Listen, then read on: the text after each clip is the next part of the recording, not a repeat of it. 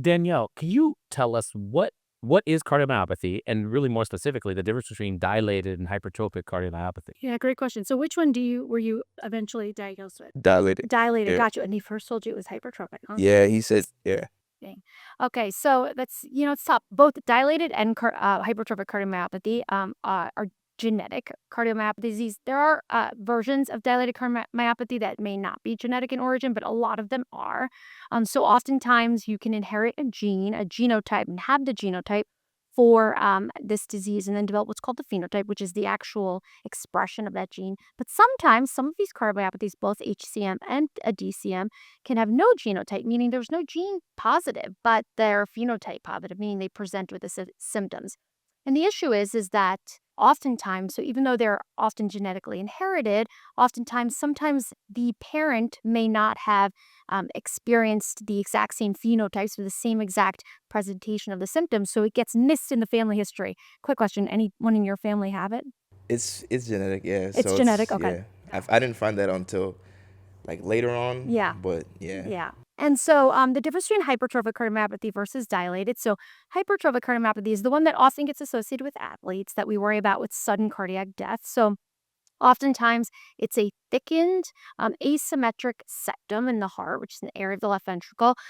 Technically, if it's above 1.5 is the measurement, and they can sometimes develop what's called the left ventricular outflow obstruction. So this is some obstruction from the left ventricle when it's pumping blood to the heart. When people have hypertrophic cardiomyopathy, sometimes, not all times, but sometimes it can progress where they have some fibrosis, scarring, and then what can happen is they develop arrhythmias. So the electricity part of the heart can start to cause extra beats from the ventricle and things like that.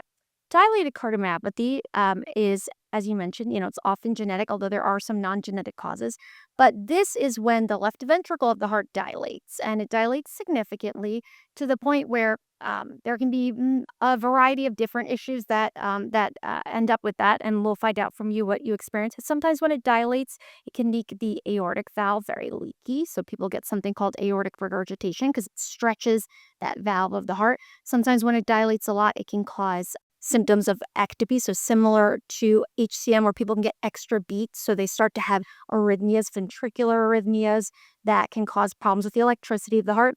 And sometimes they just have, really symptomatic heart failure. So the left ventricle starts to weaken in the way it pumps. And so for everyone listening, I'm sure listeners to your show are already very familiar with all of the anatomy and physiology of the heart, but the left ventricle of the heart is the part of the heart that pumps blood through the left ventricle, through the aortic valve to the body, to the aorta, to the whole body. And usually a normal, what we call ejection fraction, this means the amount of blood that the left ventricle is actually squeezing out to the body, is normally at least 55%. When people start to develop heart failure, that means that less than 55% of the blood flow is being ejected to the body. And usually once it gets more severe, what we call, more significant heart failure with reduced ejection fraction is less than 35%. And then, the lower it gets, that means the less bloods that is coming out. And that's kind of heart failure in a nutshell. But they are two different etiologies. And so I'm so curious to hear about your experience. You know what Danielle just explained, again, when you look at the wall here, you guys can see a picture of the heart. So when she was talking about the different chambers or so, it's as if you slice through and you open that heart up, you're going to see 4 different chambers on the inside of that heart. She was talking about the left side of the heart, which includes the left atrium, which gets blood from the lung that's already been oxygenated, that flows through what's called the mitral valve into the left ventricle. And then that left ventricle, which is the muscle, is going to pump that blood, like she said, up through the ascending aorta, up to the brain.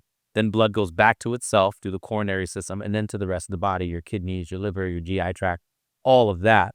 And again, what she was saying is, listen, when you look at that muscle that you can see that the heart is actually made of, the muscle is doing 2 different things. On one end, the muscle is getting thicker, and so that chamber gets smaller in that left ventricular chamber.